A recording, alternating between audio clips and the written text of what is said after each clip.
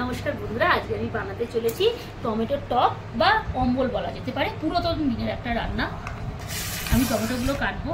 এই টমেটোর যে উপকারিতা আছে, এই টকটা গরমকালে যেমন অরুচি হয়, তখন টমেটোর টক একটু ভাতে মাখিয়ে মানে ঝোল ঝোল করলে ডালের মতন খাওয়া যায়।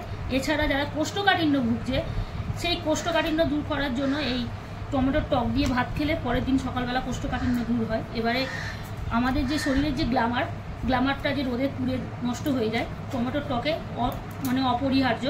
এছাড়া ভিটামিন সি গুণে কার্যকারী। আমার টমেটো টক করার জন্য টমেটোগুলো কাটিং করা হয়ে গেছে। এবারে এই ফোড়ন দেবো। আমার তেল গরম হয়ে গেছে। আমি লঙ্কা ফোড়ন, পাঁচ ফোড়ন আর এই তেজপাতা ফোড়ন দেবো। এই ফোড়নটা আমার লাল হয়ে গেছে, সেন্ট বেরিয়ে গেছে। এবার টমেটোটা নুন আর হলুদ সব দিয়ে দেবো।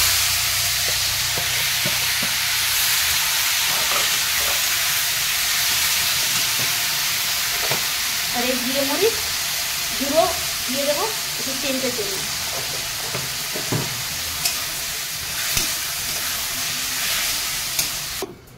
আমি ঢাকনাটা খুলে দেবো। টমেটোগুলো পুরো সিদ্ধ হয়ে গেছে। এবার আমি জল ঢেলে দেবো। এই টমেটোর টক গরমকালে খুব উপকারী।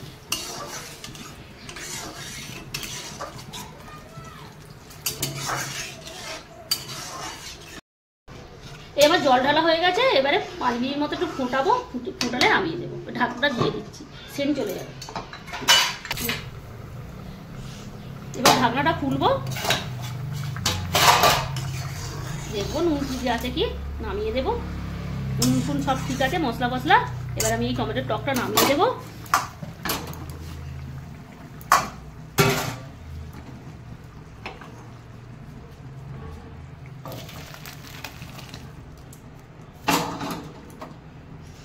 গরমকালে এইভাবে বানিয়ে টক করে খাবেন, খুব উপকারী, গায়ের জল শূন্য হবে না।